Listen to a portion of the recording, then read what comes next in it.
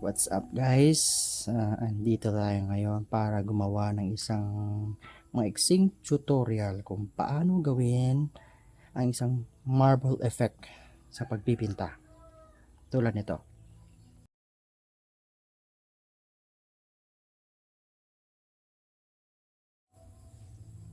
So ang mga kailangan lang natin ngayon para sa tutorial na to ay yung plastic spoon na gagamitin natin. Ito yung pipintahan natin. Then kailangan natin ng primer. Para dito gray primer lang gagamitin ko. Tapos kailangan natin ng black as base. Then for this one I'll be using brushed steel para sa silver. Pwede nyo gamitin ng ibang silver kung anong gusto nyo, pero dito ito lang gagamitin ko. Tapos any clear color na gusto nyo or kung anong gagamitin nyo. For this one I'll be using Armored Komodo Clear Red and Armored Komodo Clear Blue para lang makita ang difference. Yeah, okay. Hindi din natin ang baby wipes, yung natuyo na baby wipes huwag yung basa, para ito yung gagamitin natin as pattern para dun sa marble effect. So ang una natin gagawin is to prime our parts or piece na gagamitin nyo.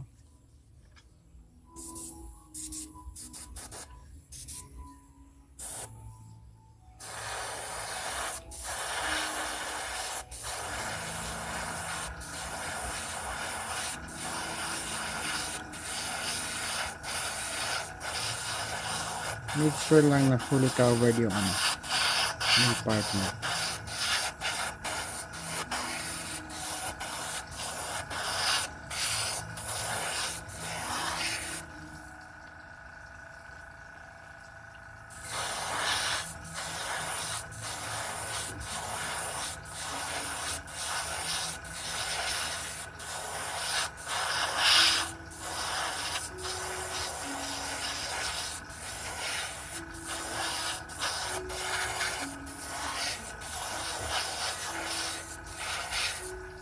Yan.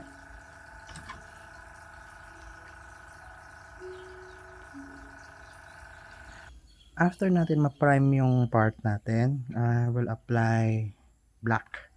Ito yung gagamitin as base. So ito, meron na akong nakaload sa airbrush na black. Spray na lang natin.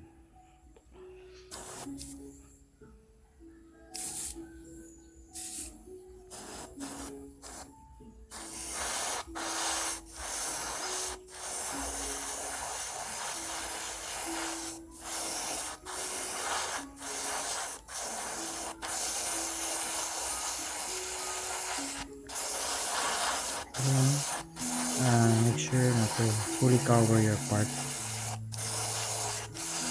para hindi maging visible yung underneath na color, just yung primer.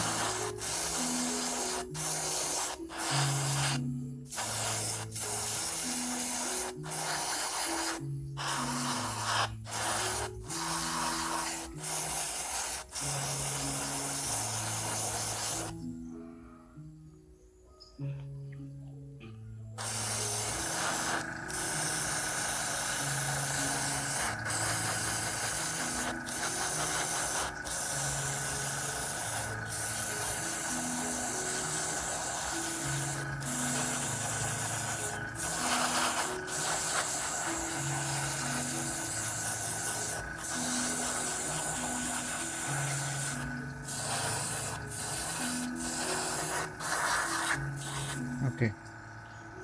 After you ma-paint yung part nyo ng black, let it dry. Then we'll apply the marbling effect na gamit yung baby wipes. Ito. So let it dry muna. Okay, after mag-spray ng black sa part, gawin na natin yung marble effect. So kuha tayo ng wipes, baby wipes. So i-stretch mo lang siya hanggang sa makuha mo yung gusto mong pattern.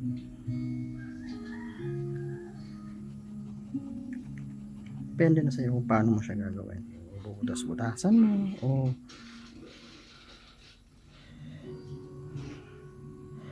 yan. Let's say ito, pwede na to. Ganyan. Next mo gagawin, ilalapat mo lang ito sa part na ganyan.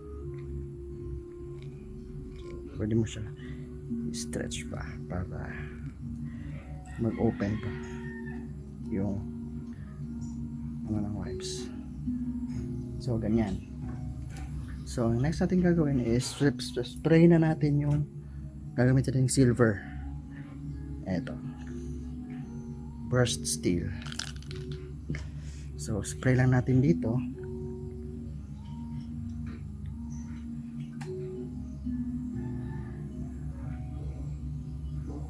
So ayan.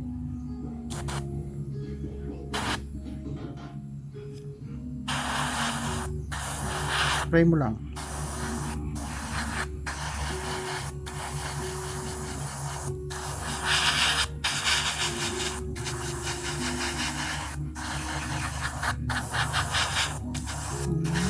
Konti lang. Ganyan pa lang natin. Ganyan. Tapos tatanggalin mo lang yung baby wipes. Dahan-dahan. Lilinisin mo lang yung mga naiiwang buhok-buhok.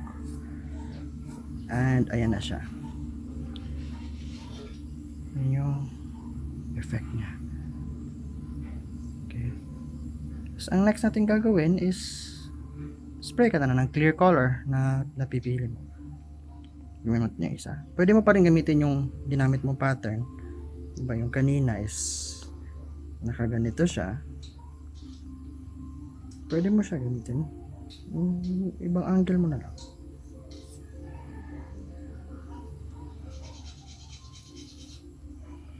So, gawin pa rin. Pwede mo siya stretch. Tapos, spray agad.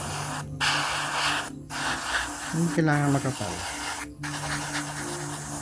So, program mo yung buong part.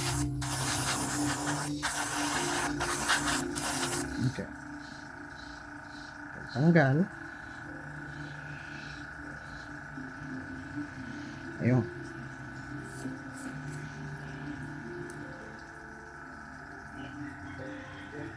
So, mapapansin mo the same wipes pero magkaiba yung pattern niya. Kasi iniba mo lang yung angle. So after natin makagawa ng pattern, apply na tayo ng clear color. So ang gagamitin dito is clear red tsaka clear blue yung armored polo. So una tayo ng clear red.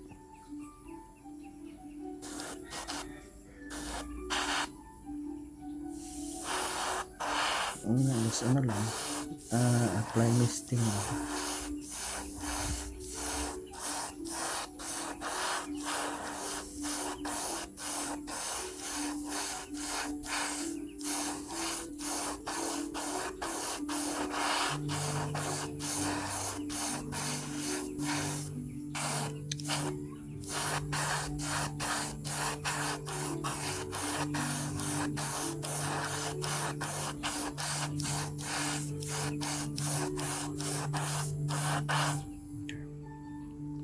Kahit ganyan lang muna.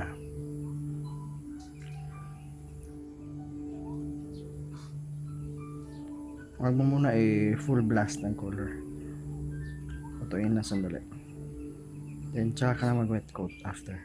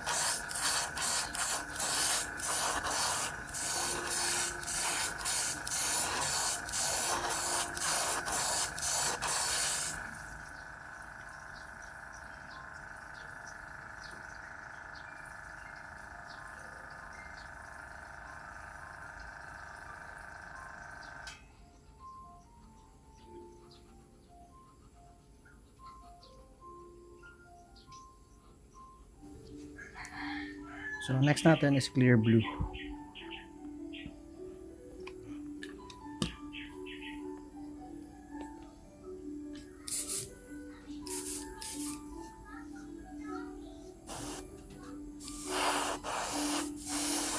Same lang pa rin. Try misting muna sa ilang coats.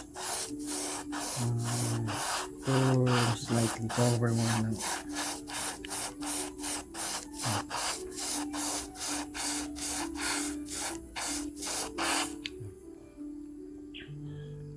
tapos leave natin sandali ng mga ilang minutes, then full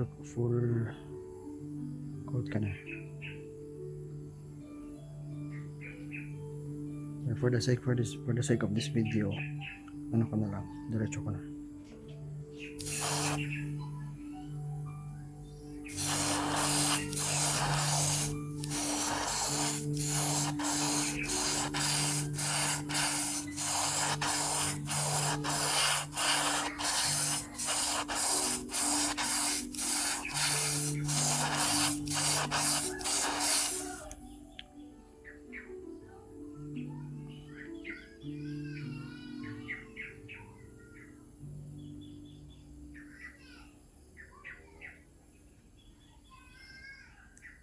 Hindi siya masyadong blue sa video kasi may araw. Nasa labas kasi ako nagpe-paint. Anyway. So ayan, yung blue tsaka red. After nito, top coat nyo. Depende na sa iyo kung anong gusto nyong gamitin. It's either gloss or ito, mirror gloss. Pero ito gagamitin ko, mirror gloss, para mas makintab talaga yung final output.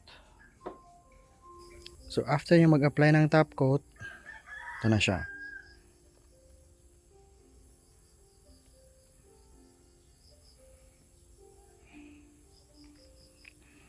Ito na yung marble effect na candy finish.